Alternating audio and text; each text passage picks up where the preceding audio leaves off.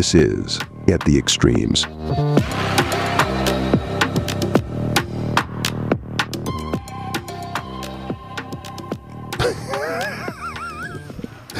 We're back. So we're talking about things.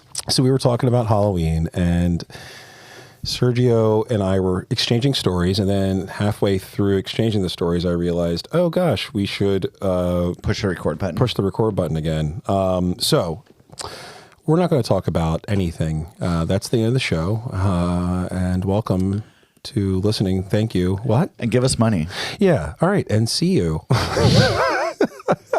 Welcome back to At the Extremes is the podcast. You know what this is. Sergio, continue your story, though, about your Halloween growing up as a kid. Well, Halloween was always fun. We would do the pillowcase and go around the neighborhood and try to fill that up as much as possible. You did the whole pillowcase and everything. You guys didn't have like a plastic bag that you walked around or like a trash bag?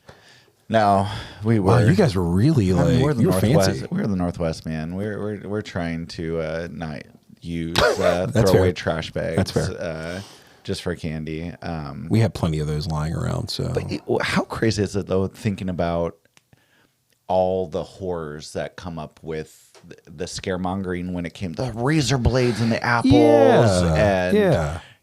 My parents used to check my candy. So that was one of the reasons why my parents wouldn't let us go, was because they're like, oh yeah, you're going to eat that whole like panic during that like late 80s, early 90s period was like, what?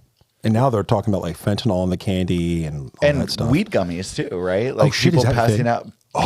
That's so People passing that's out so weed fucked candies up. to kids. They should not do that. Well, they shouldn't do it, but I also would assume that most people aren't going to spend $5 a gummy to get kids high. I would imagine it's probably like somebody who had some old stuff sitting around who wants to pass it out, and that person should not do that. I don't believe in that. No, I don't believe that's in bad that. news. I do believe that kids should be drugged, but not with drugged and taken And beaten. and put into a. Let me stop there. Yeah, just stop. No, Happy Halloween.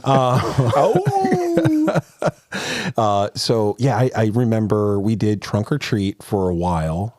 And then at some point in time, like my parents were like, oh, we're going to go out and buy Halloween candy. You guys are going to go trick or treating. And I looked at my parents and I was like, wait, so you're going to go buy candy, give that candy away, and expect me to walk around the neighborhood to go get more candy? Mm-hmm. Why don't you just buy me the candy that I want, turn the light off, and we can just have a night? Like, what are we doing here? I remember being in elementary school. Really? You have those thoughts in your head? I remember being in elementary school saying to my parents, why am I going out to go get candy? Why am I doing work when you can just do it for me? Right. Yeah. Like, why am I begging like a fucking, early 1900s character and a fucking. Please, sir, can I have some more? The fucking Dickens novel over here. Like, what are we doing? Yeah, I remember those days. Yeah. Which is, that's really funny that you say that, because I wouldn't think of it like that. I would think of it more of just the fun of going around and knocking on people's houses and saying trick or treat or whatever. Well, again, we didn't grow up with like trick or treat being. It was like, all right, we're going to the church, and then at some point in time, my parents were like, well, if you guys want to go trick or treating, you can go trick or treating. I was like, but you're just going to give me candy. You're going to go buy candy anyway. Why am I leaving the house? Like, what are we doing here? That's hilarious. So how about like where you live now, where we're potting right now? Do you get a lot of kids? How much money are you spending on the goods? Last year, I think it was like the very last minute, we decided that we were going to do it. And we bought, I think like probably $40 worth of candy. Not a single kid came by. The year before, really? Yeah, the year before that, though, it was like fucking gangbusters. Like, this was the neighborhood. And then the next year, gone. No one came. So our neighborhood has a tradition that we were brought into when we first moved in, where you light a fire in the driveway, and like you leave the candy out, and like parents will come by, like they get like their own treats. So like if you want to pass out beer, you can pass out beer, that kind of thing. It's that was the first year, and then we were like, oh, okay, this is a really cool tradition. Like, so we got a fire pit, and like, and then last year there's just like no one. And I think, I think a lot of the kids are like later high school now who are in the neighborhood. So a lot of those kids are not necessarily worried about the trick or treat part as much as they are about the treating. I mean, the tricking part. So there's a lot of like, But this year there have been a lot of like younger families that have moved in who I hope, only because like we had one year where there was a kid who came by, but it was like two, like, you know, like that. Hopefully he didn't have a gluten allergy. Fuck those kids. Yeah. I hand out peanuts on purpose. Thin the herd. You were made to live. If you can't have a peanut, then you don't deserve to be here. Or can't handle a bee sting. Yeah, what are you doing? I quite My literally. girl. I hold them Hulk down, and I have a bee that I can just needle them with. So so if you've ever seen those like early, what's the, oh gosh, I'm blanking on the name. You'll remind me here in a second though, where they, it was like, the kids who would be on their shoulders, like in the jacket, like one kid would be on another kid's shoulders, and they would wear a jacket over top of it, and then they had like a bowler hat, whatever. Back in like one of those early cartoons. Anyway, we had one of those to sneak into a rated R movie. Yeah, sneaking in the movies, and we had a kid do that, which was pretty funny. I thought it was funny because he was young too, so it's not like there was any. The parents definitely.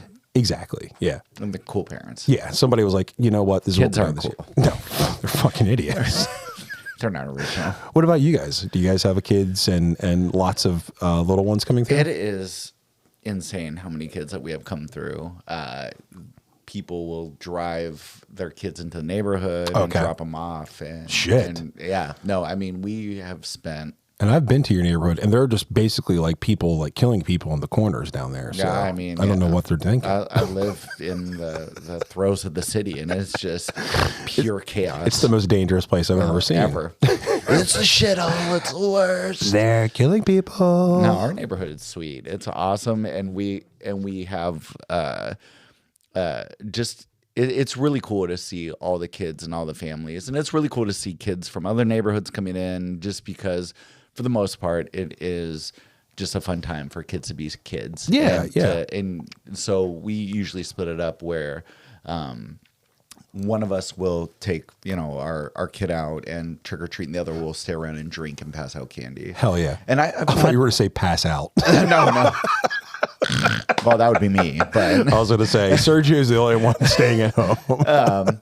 But I think one of the things that I don't know which one I've decided is the preferred activity, because I get a little bit of anxiety when it comes to passing out the candy, just because I'm always worried that we're going to run out. Oh, okay. And then the next group of kids that come are going to be pissed off and throw eggs at our house or whatever, and then you're going to have to be the family that turns the light off. Are you full size bars, mini bars? No, full size. Fuck no. Whoa. I mean, okay. I was gonna say, no way. That's rich people stuff. Yeah, we're not doing that. I mean, one year we got the really cheap, like Tootsie Rolls and dots. And you were the house that everyone hated. I mean, but you would give it a handful out, and so you would say, oh, "Here, take the shit that's gonna break your teeth." Nah, bro. Oh my god, I got into an argument yesterday at the beer store about dots. Dots are the worst candy that's ever been. Disagreed. Go on. Dots are terrible when they're really, really stale and hard, but if they're in the chewy phase, they're amazing. And it's a fine line between that balance. It is a very fine line. Because a lot of the time they're awfully hard, and you're gonna your tooth is gonna come out into the dot. Oh yeah, but you when got they're a filling. Chewy, they're amazing. So, what is that? Better than black licorice. I'll say that. Oh my god. Do you like black licorice? I'm a huge black licorice guy. You're a freak. Dude, You're a freak. Who eats black licorice? Bro, a guy who likes you and my wife. Malbec wine, all right? I like Malbec too. Yeah, I like strong flavors though, you know what I mean? So black licorice falls right into that. I can't do it, man. Dude, it's one of the few things I don't. Black licorice, applesauce, milk are the things I can't do.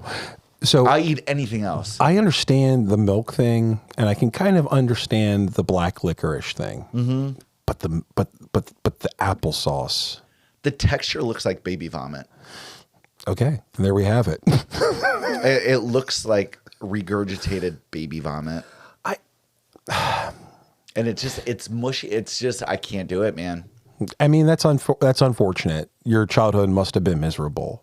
Yeah. That's why I'm small and weak and You know what? Yeah, exactly it. I was eating applesauce while you were sitting there fucking and drinking milk Yeah. and doing that, and that's why I'm 5'11" and puny, and Yeah. you're just a big muscular man. 6'12" and Benching 700 pounds. So I was watching. Have you ever watched the movie Midsummer with No. Florence Pugh in it? Who is just, she's such a great actress. So we were watching the movie last night, and basically it's about What's this movie called? Midsummer. Midsummer. Midsummer. Okay. With an MMAR, Midsummer. Okay. So it's basically, it follows like this group of young-ish adults. They end up going to Sweden, I think it is, Sweden or Norway, one of the two. Vita Varda Vishka Varshka Vorshka. Exactly. And the guy who takes them to the town is like, oh yeah, we live in a small commune, and it's a cult. And like a lot of things happen once they get there. They take some mushrooms, and then like the entire like universe kind of folds in on itself. But so we were watching it last night, and while we were talking during the part where it missed our audio, we were talking about like we don't like scary movies because I am terrified of my own shadow, whereas you just do not like it because Scream is a heart pulsing, heart rate jumping movie. I just don't like gore and violence. I don't like suspense. I don't like a lot of suspense when it comes to I things. don't mind suspense. It's the violence bit that I don't care for. I am. So did you watch Saw and stuff like that? No, because of I've all never seen all Saw. the blood. I saw the preview, they were like, "You got to chop your hand off." I'm like, "Why are we doing that? Yeah. Like, why is that a thing?" But I don't know if you've got any scary stories, but I have one that I can tell you if you're interested. I would love to hear it. All right, so I have told Story time with Greg. story time with Greg. So I grew up in a townhouse when we were kids, like up until from like the 3rd grade until like the 8th grade, right? So we live in this townhouse. My parents, they buy their first home, and we were all super excited. So my dad takes us over. We're doing the inspection bit, and I realize the girl who lives in the house I go to school with. I'm like, oh man, like, all right, so we're moving into your house. Like we meet each other in school, blah, blah, blah, blah, blah. And she looks at me and she goes, "Watch out for the man in the black hat." And I'm like, "What the fuck are you talking about?" And she just walked away. And yeah, it was kind of creepy, right? But she was a goth. She was like one of those kids in school who you thought, hey, It was Wednesday Addams. like if they like Wednesday Adams could have brought an AR-15 into school, this is what that kid looked I mean, Wednesday Addams looked like she could probably do that. Yeah, no, she would have. Yeah. Wednesday Addams, profile in school shooter. Absolutely, right? So we get to school, and I see her in the hallway. I'm like, "Hey, like we're moving in. Like what black hat?" You know, like I'm trying to get information as I'm super anxious, and she's like, "So what are you talking about?" "So who's this guy? Who am I watching out for again?" So it was rumored around the school that she practiced witchcraft. And so I was like, I need to know more. But she like shut me out. Like, you know, we're moving into their house. So we get to the house, and the upstairs is the living room was painted pink when we first moved in. So like the first objective was paint the house. So we painted the living room. We get to the first bedroom where my brother stayed, and it was kind of messy, but the walls were white. So we just threw like a coat of paint up. My parents' room though was black, like pitch black.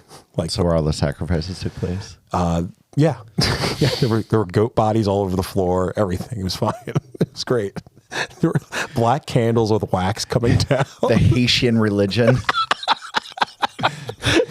They're Haitians Bro, over there. Educate yourself, bro. Educate yourself, bro. So we're painting every room, and we get to where I'm eventually going to be staying out of, and it's completely fine. Like nothing's wrong with it. Turns out this is where this girl stayed. So we're hanging out, and the first night we decided, because my brother and I, up until we got into like the 6th grade independently. So he was in the 4th grade and I was in the 6th grade. we stayed in the same room. So we always slept together. Like we had the same room. Sometimes like you'd share beds, like swap beds, like the bunk bed situation, blah, blah, blah, blah, blah. So we all decided our first night as a family, we were going to sleep in the living room. And so no one slept in their room, and we thought everything was fine. Well, I thought everything was fine. And so we get to this point where all the furniture is moved in, and we put everything away. And the first night, I lay down in my bedroom, my own room. I can jerk off as much as I want, and no one can tell me. Sixth grade? Yeah, I was cranking down hard, bro. There was Really? a girl. Yeah, her name was Brianna. She was a smoke show in the sixth grade. Are you kidding me? Her and Colby, bro. Like they were like creme de la creme. Okay. So, I'm in the room and I turn the lights off, and it was at that point that I realized the room wasn't normal. The room had pentagrams and glow-in-the-dark paint and Satan faces all over the wall.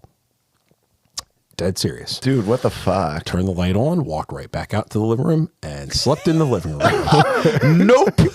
So then we paint my bedroom the following day because my parents were like, can't have this. Like there was like mushrooms, like devil faces, pentagrams. It was weird as fuck, guy. I'm telling you. So we get to this point where like the room is painted. I feel comfortable enough. I go back. I sleep in my room. So like a couple months go by, Sergio, and I'm sitting there and like we're sleeping, and like, yeah, I've got my computer set up, and we've got like Dave Matthews blaring out the bedroom window with an air conditioner running at the same time, killing my parents' energy bills. Hell yeah. And as you should. Yeah, fuck them, right? Yeah. Now I'd kill that kid. I would kill that kid. So I'm sitting there and I'm doing the thing. I'm typing along. I'm looking at porn and downloading music on LimeWire, and LimeWire, dude, ShareBear, LimeWire, whatever you wanted. It was easy. Those are the high point in my life, essentially. That's when I've never had so many viruses in my life. Oh yeah, my parents went through so many computers. My dad built I don't know how many towers for me. He's like, you have to stop destroying your machines. At one point in time, my brother and I were both. My brother, my father, myself, were all sharing the same computer. My dad called us both down. He goes, I forget what the website was, but it was like something like Jugs. And he goes, which one of you was the one that did it? And I was like, it had to be him. So I sold my brother down the river. He had no idea what was going on. Well, Dad, if you had the app, you could definitely tell. And Dad, if you gave me a cell phone, we could have held each other accountable. Covenant eyes coming for you. Covenant eyes, they're watching you. So I'm doing the thing, close the laptop down, close the computer screen down, go to bed. Probably has to be like 2:00 in the morning. I, in a dead sleep, sit straight up. Like I'm not even, to this day, I swear to God, I'm asleep, I'm on my back, and then out of nowhere, eyes open, and I sit up like the Undertaker from WWE. It's just and in the corner of my room is a man in a black hat. And I went, can I help you? Like that. And he starts walking towards me. I got up. I went out to the living room, out the front door. Son, what were you smoking? Dude, literally, as real as you are right now, this is as real as this was. I swear to fucking God. So, yeah, dude. So sit there, and I'm in the street because I was not going back in that house. And I was like, Mom, Dad, we got to get the pastor. Someone's got to come bless this fucking house because I cannot get out. Literally. So my brother and I both saw this figure a couple of times. My mom heard things, but my brother and I both saw this figure. So we're hanging out. Downtown by myself, and I feel so fine. So my brother and I are in the house. My parents had the pastor come over. Pastor comes over. He blesses the house. He blesses the upstairs, but he does not bless the downstairs, Sergio. That's a rookie mistake. First rule in blessing home, the whole home. You don't just do the upstairs. Don't forget the basement. The basement's like the creepiest area. It's the scariest part. Yeah. We had, so growing up, did you guys have a basement in Washington? So I slept in the basement in the house I grew up in my middle school through high school. Okay. But we had in my very first house from elementary school, I used to walk elementary to like 6th grade. We had a crawl space, and I always got like worried that it was like an Indian burial ground or whatever. So you had like the dirt. Yeah. So we had it was a fully finished basement, but then you had the door that went underneath the crawl space.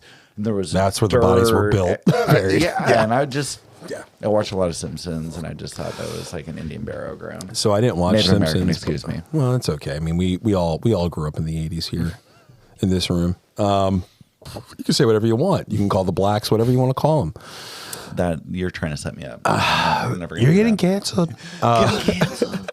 So we're hanging out in the house, and they bless the upstairs part of the house, and they forget to do the downstairs. So my brother and my parents go out on a date night. It was one of the very rare date nights that they took. Because my dad worked until like 6 o'clock at night every single night, and my mom, she was at the library until like 5 o'clock. She was a librarian for a bit too. So like, no way. Yeah, dude. She had an awesome job as a librarian. I tried to get a job there coming out of college because that would have been incredible. I love researching things, and it would have been awesome.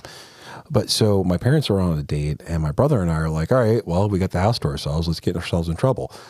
So we're walking around the house trying to figure out what we can do. And we walk by the basement door, and like my parents had decided. So our back door situation was weird. So the back door opened up directly to a deck. The basement door opened into the back door. So you couldn't open both doors at the same time. So they took the basement door off. So the basement was always open, always visible to see. So they took that down. And as we walk by the open door at the bottom of the stairs is a guy in a black hat staring up the stairs. And my brother and I both, I swear to God, saw this. We got to get him out here to be able to confirm this story. I swear. You could ask anyone that I know. I've told this story to. This is the first time you're hearing this story. I have told this story literally verbatim to everyone I know. It has never changed. My parents will confirm it. My brother will confirm it. So we walk by the fucking door, and I go, "Oh, John, come here real quick. Do you see that?" And we both right out the front door. We did not stick around. So, we're hanging out, and he goes, "Yeah, no, he's definitely down there. We can't go down there. We definitely can't go down there." And I was like, "We have to go down there." So we decided not to. But so my brother got in trouble a lot growing up, and so he decided to move out very early, like as soon as he was able to. The room that my brother was staying in was empty, completely empty. And I came home from college, and I'm hanging out with my mom in the living room, and we're talking, we're chatting. We hear Gary's voice. Oh, we hear my brother's voice out of nowhere. I go, when did he get home? She goes, he's not. We looked at each other, got up, and walked right out the front door, dude. Swear to God. So that house that I grew up in was absolutely haunted. He followed me. The man in the hat followed me. I swear to this day, the first condo my wife and I moved to, he followed me because I would see like flashes like in the corner of my eye. I'm fucking hanging out with you anymore, man. I don't want this. He's not here. He's not here, which is great. He's not here. We left him behind. I don't know how, but he got so my brother grew up. Like he still sometimes like sees him. Apparently he sees, at least the last time he and I talked about this, he said he saw something with red eyes. There's something like infected our family. We are like, Do you really believe in this shit? No. So here's what I really think happened. A local neighborhood pedophile that was going around. Coming in, petting children at night, just hanging out. You break into people's homes and hang out in their basement. It's not the man in the yellow hat. It's a man in the black hat. He would never touch any kid. He would just watch them while they slept. He would jerk off in the corner.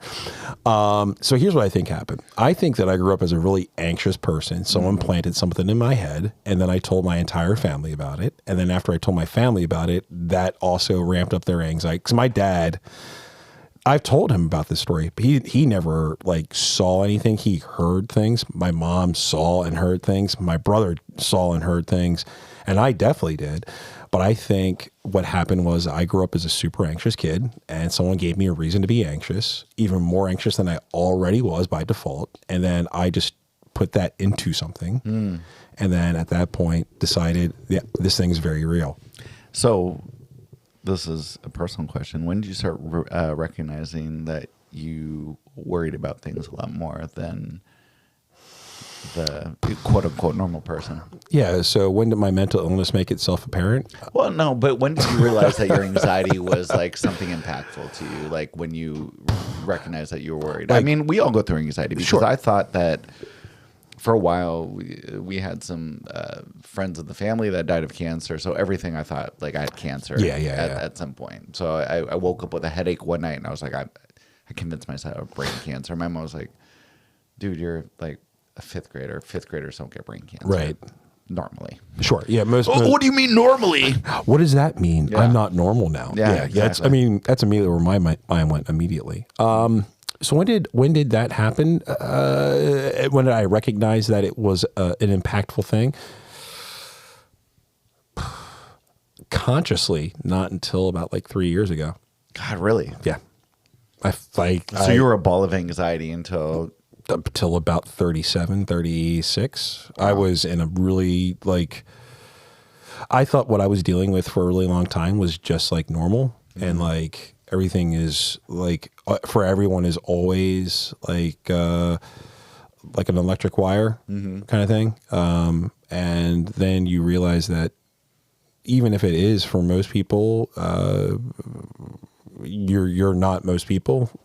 So maybe it's time to start talking to somebody about it. And then I had an incredibly terrible panic attack, series of panic attacks, and then realized, there's something going on here that I can no longer quote control. So for a really long time, I was able to keep the tiger in the cage and like understood that, I've got a tiger. That tiger can present itself in a couple of different ways, but like I've got control of this thing. And then once I after I got married, and then my wife was explaining some things to me that made me go, yeah, maybe that's me. That's who I am. That's what I am. And I didn't want to accept that for a really long time. So interesting. You were saying you deal with anxiety. Like I know that we've talked about it on my end. Do you express that in any kind of way? I have anxiety. I mean, everybody has anxiety. Sure. At some Yeah. point. It's not. It's not just for people that have generalized anxiety or diagnosable issues. But I think one of my biggest anxieties that I have is when I work, I just always feel like a fraud. I feel like people are gonna. When am I gonna stop pulling the wool over people's heads in order to recognize that Sergio doesn't know what the fuck he's talking about? Why do you feel like that though? I don't know. It maybe it's self-doubt, or it's not my my confidence in being able to do my job. But then I get just even more so anxiety having a young daughter, the trajectory that we're on with the planet and global warming and the environmental impact. Yeah. And for her, just a lot of it's social media stuff, then just middle school and high school. And I mean, she's only in elementary school, but just all the shit that she's going to have to face. Yeah. That it's just going to be a lot different than we had to face. And, both of us are males, and we haven't had to deal with, the pressures that females have to deal with. Sure. And, I think of the shitty things that I've said growing up in my life without, recognizing its impacts or whatever. We all did. And no one is out without that sin. Right? Without doubt. I mean, it's all a learning process, right? Of being able to once you learn that it's wrong and you still do it, then that's a problem. Yeah. But just that causes me a lot of anxiety. I mean, I think for the most part, I'm able to manage it. But the way that it manifests a lot is it will impact my sleep. So Sure. I will fall asleep, but then I'll wake up at 2 or 3 o'clock in the morning, Yeah. and then my mind will race, and then it kind of spirals. But then I try to do, Do you do any mindfulness practices? I need to start. I talk mad shit about not like about it, but I encourage lots of the students I work with and people I work with to do it, and then I'm not doing it. Yeah. And I need to take the 5 minutes to just do it. I had a really scary, trying to keep it on theme for Halloween here. I had a really scary series of panic attacks a couple days ago, actually, like a week ago. I had gotten into a situation with an inanimate object, and that inanimate object became the focus of my obsession for 6 hours, and that 6 hours did not allow for the thing to get fixed, and I had a full-blown panic series of it, and it got really speaking of mindfulness, I ignored all the mindfulness tools that I have in my locker, and all the things that I know that I should be doing for myself on a daily basis. And I don't want to should all over myself here, but when you know the difference of what you should and shouldn't be doing for yourself, and you still do it the other way around, that you're not supposed to do what you're doing. And I had been ignoring my meditation practice, my practice of mindfulness moments, journaling, and I got back into a rut of going, yep, I'm going to dominate this situation. I'm going to win this moment, and that's the only thing that matters. And unless I win this moment, I'm, my entire family's going to die, and I'm gay. You know what I mean? Like, it's that unnecessary, ridiculous Pressure for no reason. Yeah. And it caused a fight in my own home for no reason. Like, I let myself get out of control, and it was really scary because I know better now. And when you know better and you don't do better, that's the problem. And I think one of the things, just hearing you say that is awesome, because it's kind of the radical acceptance of kind of the situation. And I think it's one, as practice as a therapist, it's really easy to be able to recount the things that you need to do and when to be able to do it. But these are those kind of teachable moments to be able to practice. And I think one of the most important things is being able to give yourself grace and recognize that, you've had this situation, you've had this experience, you went about it the way that you used to do it, and you incorporate the things that you've learned. Yeah. And it's just always being more self-aware to be able to use those skills to be able to control those situations and control, what you can control. Yeah. And I was like, I was the next day, my wife and I weren't okay that night. And throughout the day, we really didn't speak much, and I understood why. It was on me. I made the house an unpleasant place to be that night. Like, I genuinely, I accept that fully.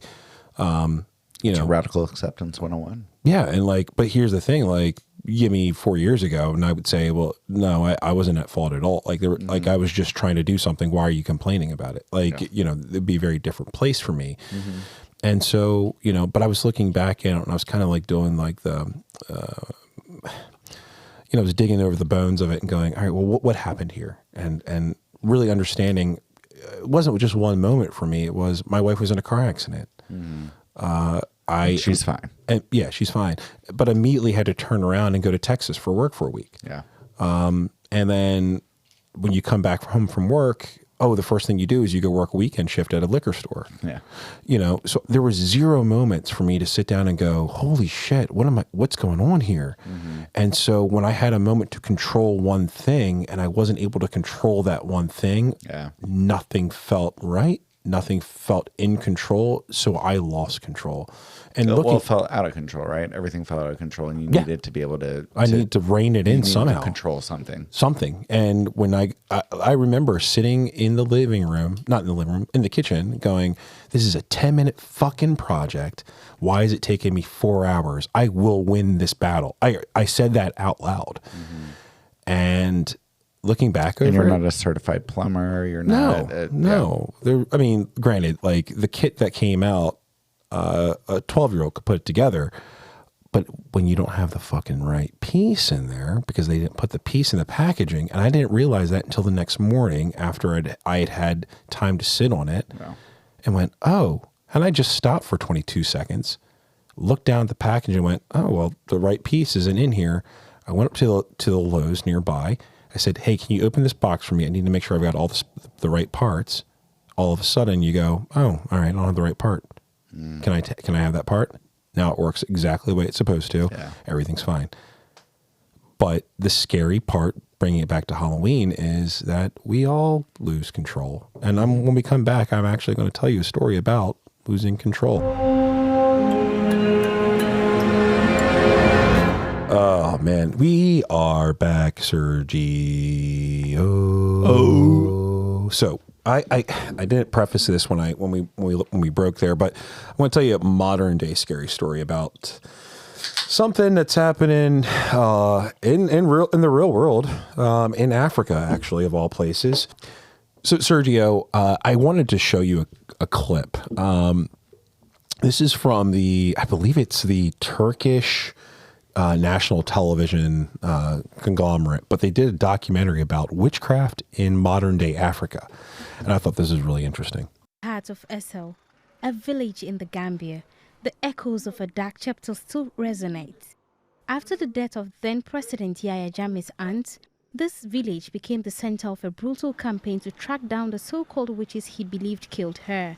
On a Thursday morning, some soldiers walked to me, telling me I should follow them. I then asked, what did I do wrong? I walked up to a man who was wearing red clothes, accusing me of being a witch without proof. I was beaten, tortured. It was like a nightmare. Yahya Jammeh ruled the Gambia with an iron fist of 22 years, until he was deposed and exiled in 2017. 2017. Yeah, so we're going to talk about witchcraft in the developing world today for the next 30 minutes. We refer to them as the shithole countries. They're shitholes these days. They are developing. Third world shitholes. So, as I said, we're going to be talking about the global south, so to speak, which is a term I've heard a lot on the internet here recently, and I wanted to be politically correct. The global south, as it's being called. So, we're going to start, though, in India, Sergio. Okay. So, the Scientific American magazine published an article in 2018 about witch trials. In 2013, they were being held throughout a village in India called Gujarat. The Scientific American obtained records that showed that there were 2,500 Indians captured, tortured, and killed under this suspicion of witchcraft in 2013.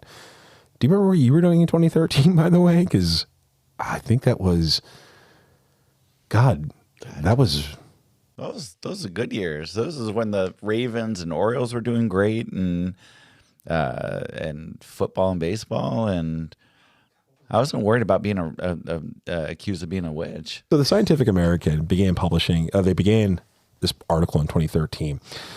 The witch trials were occurring in 2013. They published an article in 2018. So the SE obtained records that show that there were 2,500 Indians, as I was saying. This is the same year that Edward Snowden released a bevy of classified documents. George Zimmerman was acquitted for trying to kill Trayvon Martin.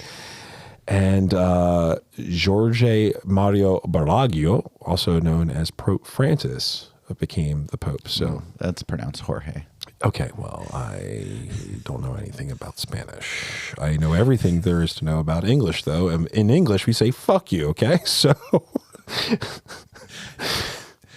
It's Jose.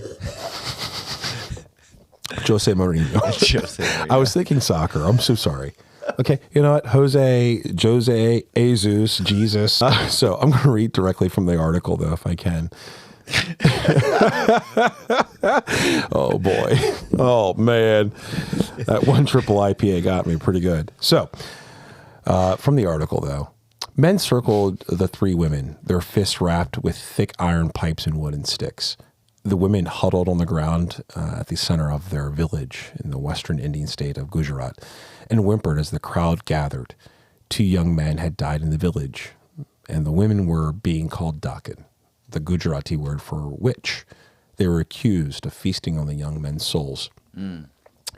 Madhuban clutched her right arm. She had taken 3 blows from one of the pipes, and she was sure her bones were broken. Her sisters-in-law, Susiloben and Kamlaben, covered their heads, and wood and metal pounded their backs. Thoughts? Why the fuck are we talking about this shit, man? This is modern day witchcraft, bro. This is a holiday Halloween. No, about talking about people that have been accused of witchcraftery and being beaten and tortured. Covens, man. Ugh. More from the essay. Witch hunts primarily target women and exploit India's caste system and cultural patriarchy. Obviously. Men who brand women as dakin capitalize on deeply rooted superstitions and systems that are built on misogyny and patriarchy to lay blame on females. The accusations of sorcery are used to oust women from valuable land and men covet in a region where flawed development plans have produced agricultural failures. So a lot of the people who end up getting accused of witchcraft also are convenient explanations for rising infant mortality, rates of death from malaria, typhoid, and cholera. So there's a lot of that going on.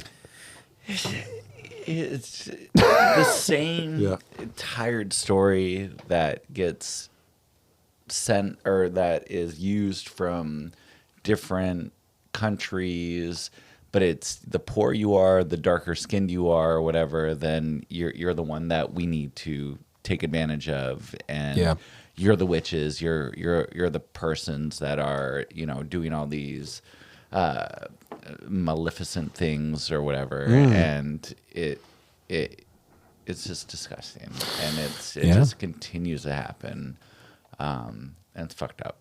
Yeah, it really is. And when I was reading about this, because I thought to myself, oh man, I remember reading back about the early Pilgrim period in the United States. Salem witch trials and stuff like that. Yeah, and like Tituba being like, the villain of the tale, and all these young girls, screaming out, but under the influence of their parents because of the land that the people they were blaming, they were able to gather. It just turns out that like people are just fucking stupid as fuck from the very beginning of time. Oh, stupid as fuck? Maybe not. Or it's just people using okay. I like this. Exploitation to take advantage. I like and this. Just saying like, oh, look, there's a witch right there. We need to take her land so that we can, do what we want with it and burn her to a cross. So I guess the question then becomes like, what's worse, like intent or not? Like what's worse, like knowing that you're doing it or doing it by accident, but by still getting the same result? Like what's worse? Like, I guess the intent. Ignorance is bliss, but it's just if you readily know that you're exploiting something. Sure. Yeah.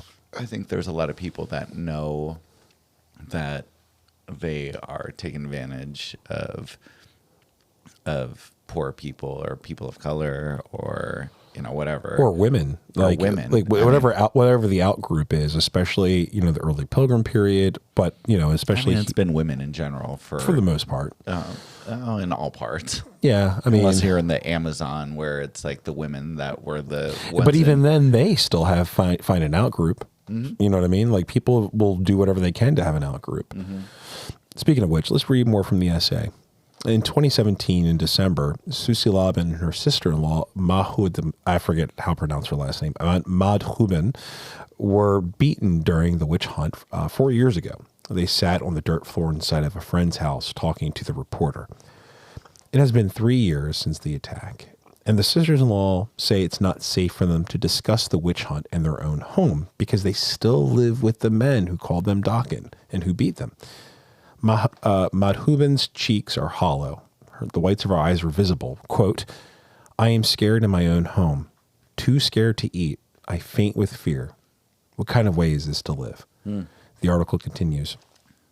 That year, the 3 women found their male relatives routinely defecating in the plot of land where the sisters grew corn, lentils, and peas.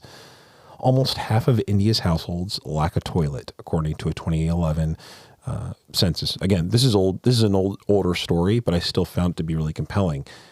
And many of these people defecate in the open. Of the 1.7 million people around the world who die each year because of the lack of sanitation and access to clean toilets, over 600,000, that's over half of those people who die, live in India, or close to half. 600,000. I mean, shit, that's like a drop in the water. Isn't India 1 billion people now? Yeah, but I mean, you know, to still have people dying due to a lack of sanitation is pretty fucking rough. It's a ginormous country, and I think one of the things that's super interesting about India is that the amount of languages and tribal areas is just so much to be able to navigate. It's an incredibly complex country. I mean, all countries are super complicated to navigate. Point. Yeah, it's a good point. Just in general, I mean, when you talk about the construction of Bangladesh and Pakistan and that great migration movement and the sectarian violence that occurred during that time where so many people were murdered and killed, it is just a repeated story that happens, you know, through different countries and religious organizations that we still don't figure it out, and it still continues to happen. So because I grew up obviously in America, with an American fuck yeah. So I just remember growing up with like zero information about India and the things that continental Indians were experiencing or had experienced outside of Mahatma Gandhi. Mm-hmm. Like Gandhi was my only connection to India, this incredibly complex, incredibly, bilateral,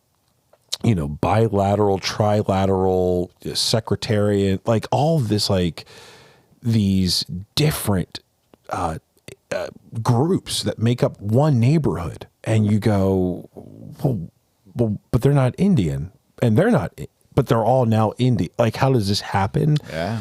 And, I had an anthropology professor in college say that every great civilization has gone through a civil war. Mm-hmm. Every single one of them. You know, the Brits, the Americans, the English, the Chinese, right? The Russians, every single one of these great civilizations, quote unquote, at some point in time has had their own civil war. And the one thing that, has happened continually in India and in many places on the continent of Africa is that those civil wars were dictated by outside forces. Mm-hmm.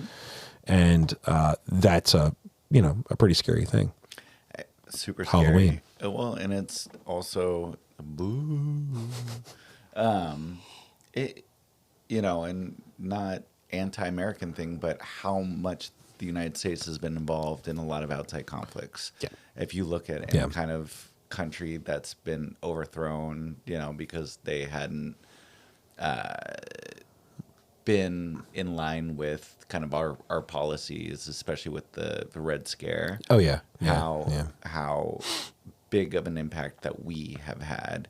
And I think the thing that for me that's really interesting is that there's a lot of people our age and the high school kids I work with that have no idea. Like, for example, in Guatemala 250,000 people were murdered during a civil war. You told me about that and I had no idea.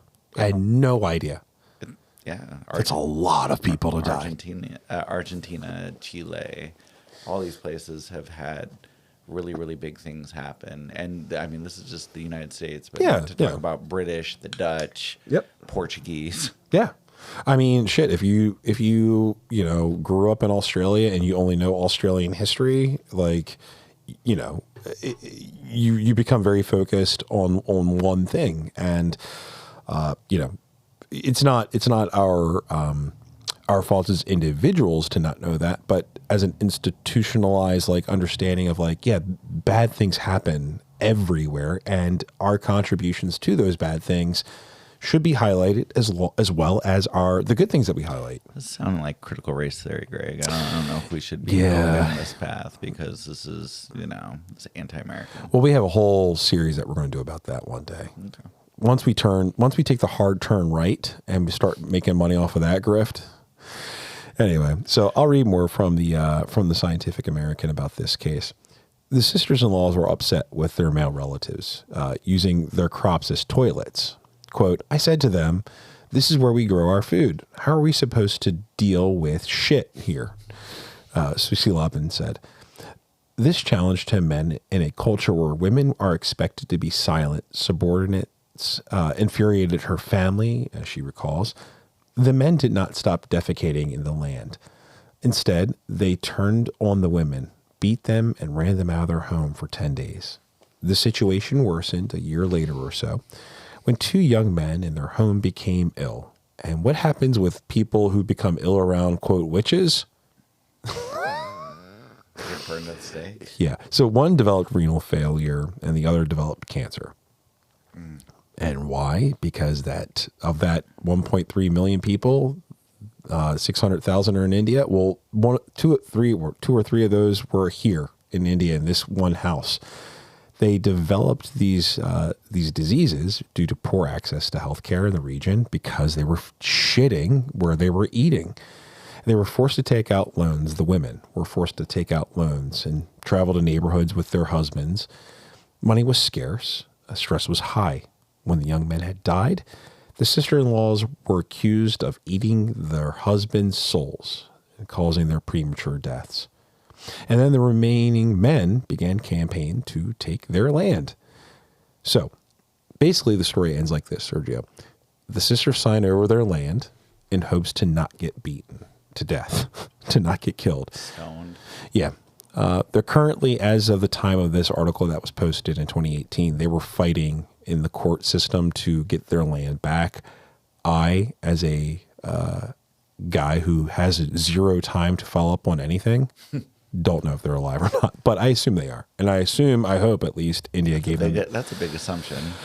I hope that they're alive in India, and I hope that they get their land back. That's all I can hope. I mean, we can always hope that, but the really, really sad aspect is that women's lives in a majority of countries is not valued, and it's not something that we can hope for, because it's always, not always, but there's a really, really terrible history with misogyny and femicides that occur.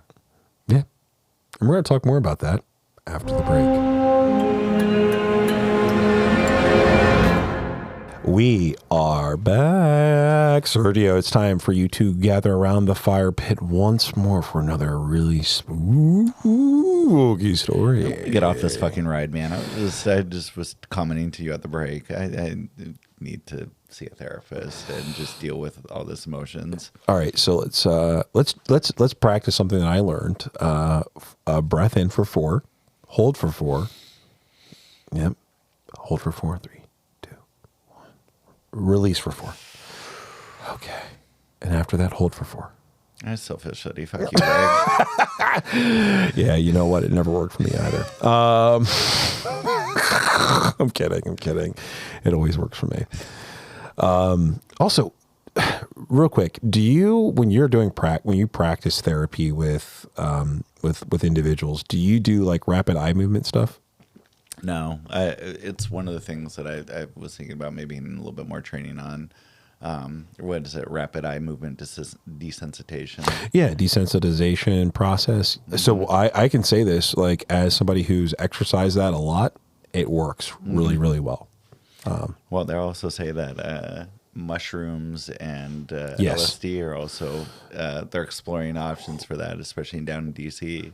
Yeah, as a look, way as a medical intervention. After Midsummer, I'm never returning. So anyway, so the clip that we opened up with wasn't from India. It was from the Gambia in Africa. And that's where we're going to pick up our story, if that's okay.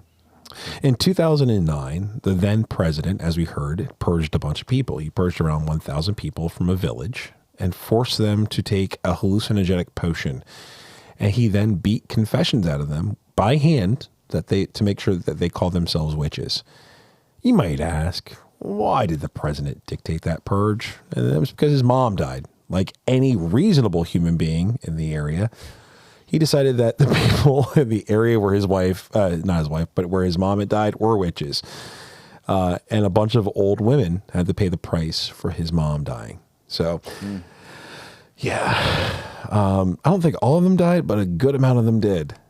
So, I think if there's a big crackdown with older people aren't going to fare well with torture and things like that. They're not physically resilient. Can you imagine like taking like essentially the population of a retirement home and like taking them into a field, giving them a bunch of hallucinogenics and then beating the shit out of them? Like how many people are making it back on that bus ride? Probably not a lot. Well, even deeper than that, how could you even imagine being the person or persons that's administering a beating to an elderly person? That you're not Ben Stiller. It's not Ben Stiller. A glass of warm milk. It helps put me to sleep. You could trouble me for a warm glass of shut the hell up. Now you will go to sleep, or I will put you to sleep. Check out the name tag. You're in my world now, Grandma. Anyway, sorry. Yeah, Happy Gilmore is a great movie. It's a great movie. But I just think of that as how, and we all, there's all those experiments that have happened where people, I wouldn't do anything like that. I would stand up, and then you end up in a situation, and then you just do it. But I just couldn't imagine. What was it was like a California prison experiment or something like that? I forgot what the exact name of it was, but it was just putting people as correction officers and prison inmates, and they were just seeing how far people would go in their roles. And it got really out of control, and it was one of the first things of just like ethics and coming through with doing these kind of experiments. Wasn't that like do no harm? Also, like the situation where they were like, wasn't there also, maybe it's the same one, I forget, but there was another experiment, or the same experiment where they were like, oh yeah, if you turn the dial up, the person experiences the pain. Shocking. Yeah. Where you're shocking somebody and the person wasn't feeling any pain. Right. Really, but they were still dialing it all the way up because they wanted the control in it? No, because they were being told to do it. So they had somebody that said that you need to go higher. Yeah, that's right. The fulcrum, is it fulcrum? I forget. Something like that, but experiment. But it was just, it's how far people would go where they would have their own kind of moral conscience, whether they're going to do it or not. But they were dialing, and the person would scream. Yes. Even though they weren't really being tortured, but the voice was, or somebody was telling them, you need to go up to the next level. Like a person of authority was saying, we need you to go one more level up, and they just kept doing it, even though they knew it was wrong. Yeah. Yeah. Wow. Trump. What? What are you talking about? It's the best. Pretty sure I didn't say anyone should attack the Capitol. Hitler was great. His generals are great. He had amazing generals. They did whatever he wanted. Dude, what the fuck? We're going to talk about that in our episode. What the fuck? Yes, dude. That's the scarier story. That is a very scary story. 2 weeks away. I want to die. Speaking of anxiety, I know. I've been on that countdown, and I was just listening to a podcast, and it's 2 weeks away now. Yeah, dude, it's scary. It's scary, and it's not definitive of which way it's going to go. And There's a lot of people that I know and trust that are just like, the result you want, it's not going to happen. Oh, it's definitely not happening. She's going to lose. She's going to lose big. And not big. It's going to be big. No. It's going to be a big loss. It's going to be, we're not talking like Reagan, Dukakis here, but we're talking like larger margin than Biden beat Trump. Really? Yeah. That's what you think? For sure. He's going to take Pennsylvania. He's going to take Wisconsin. He's taking Nevada. He's taking Arizona. Yeah! Yeah! Howard Dean. Dude, what could have been? What could have been?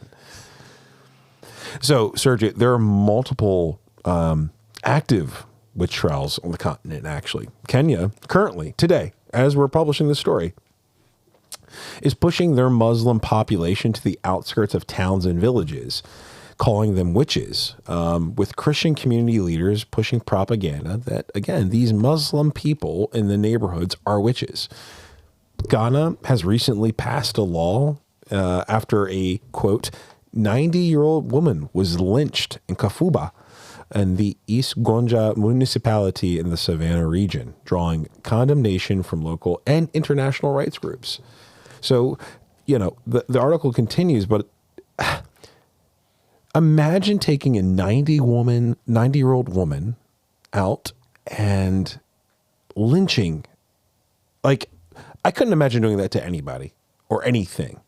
But a 90-year-old person, you're like, oh yeah, no, you're a witch and you need to die now in the most brutal fucking way.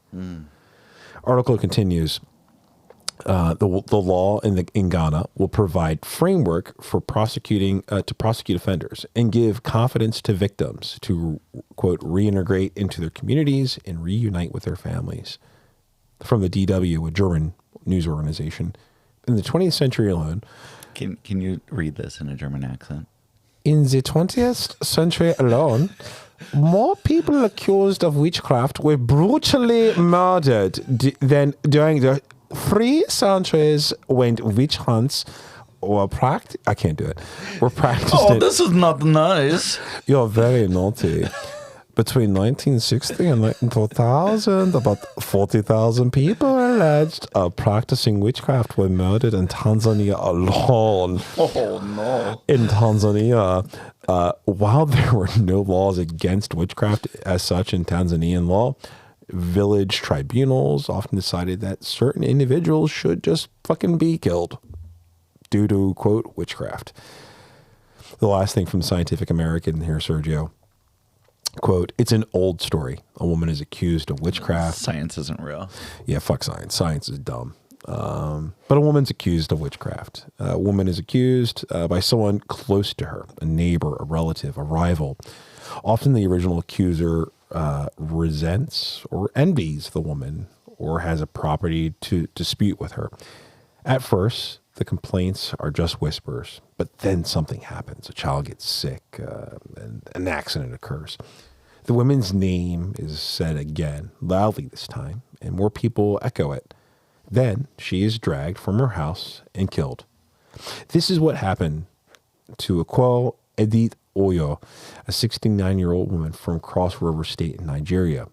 Along with 4 others, she was murdered in October in 2022. 2022, allegedly by a group of young men who charged that her witchcraft had caused a recent motorcycle crash. Her family says that that suspicions had been dodging her for years. Oh, sorry, not dodging, but dogging her for years, arising from her jealousy of her property. It was also the tale that Martha Carrier, an ancestor of the one Markham Cantor, who was hanged in Salem, Massachusetts, in 1692. Of the accusations against her, one of the most salient was by her neighbor, with whom her family had a property dispute. Carrier became one of the 35 people killed in the British colony of New England. Crimes, quote unquote, of which some of them had still not been exonerated from.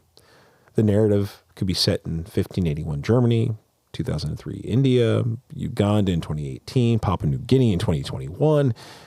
Every year, more than 1,000 people around the world, including men and children, are tortured, expelled from their homes or killed after being charged with witchcraft using magic, usually to cause harm.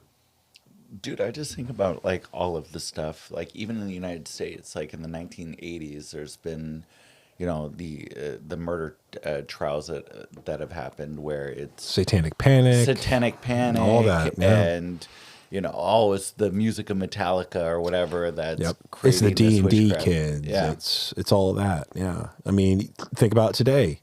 You have people who are bloodletting children. Mm-hmm. It's satanic. It's just another panic. Or you know, they're LGBTQ. Yeah, So yeah. they're witches. They're witches. I mean, I know one of the things that in some African countries is people that are, God, what's I'm totally blanking on the disease where you have no pigment in your skin. Oh, albinoism. Yep. And so that's, you know, people that have albinism are killed or tortured or raped because they, you know, it's good luck or whatever. And so there's, again, not saying that it only happens, it happens all over the world. But sure. Yeah. People are finding an excuse for whatever to, you know, push on their beliefs or to hurt or maim people. Yeah. Yeah. Yeah.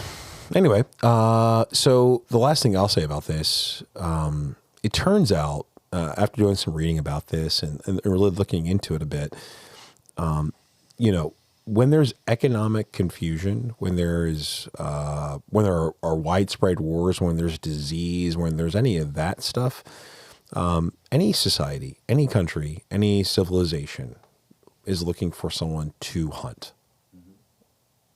Call it a witch hunt, call it isolating a group, call it, building a wall to keep people out, to do whatever. We're always looking for someone to blame instead of looking at what we're doing and going, should I have done something different here? Could we have, as a government, done something different here? Could we, as individuals, done something different here? Anyway, happy Halloween. I'm all in the spirit now. Trick or treat, motherfucker. Yeah, trick or treat this. So next week, we are going to be diving into the last episode of our series on the Great American Redoubt. Hell yeah. I cannot wait, Sergio. In fact, actually, I hung some what do they call those, decorations? I hung decorations on the tree because I've already got my those things that I've got an At the Extremes tree that I keep up here all year round, and I've been hanging multiple things off of it. You don't have a noose up there, do you? Not this year. We've gone a little bit. When you go woke, you go broke. Anyway, so. So next week, though, we are going to finish out that episode, the series rather. But as always, folks, if you have something you want to hear more about or corrections that something we've said, zombie, you can reach out to us on Twitter if you want to. If you want to get involved in the conversation at the Extremes Pod. Check the notes. Make sure you go to vote.gov, register, because bitches, it's time. We have been prepping for this one moment for 4 years since the last election? We need to prep. We need to stock your basements full, and we need to get ready. Cody has never been more right. He's never been more right. Grab your gun. Go to your basement. You have a parapet down there, and you can have several shooting holes from whatever direction you want. Check the show notes. Make sure you go to vote.gov, register to vote, and vote in your best interest, folks. Until next time, beloveds, it's time to act appropriately. And educate yourself. And educate yourself. Why the fuck not? Bro.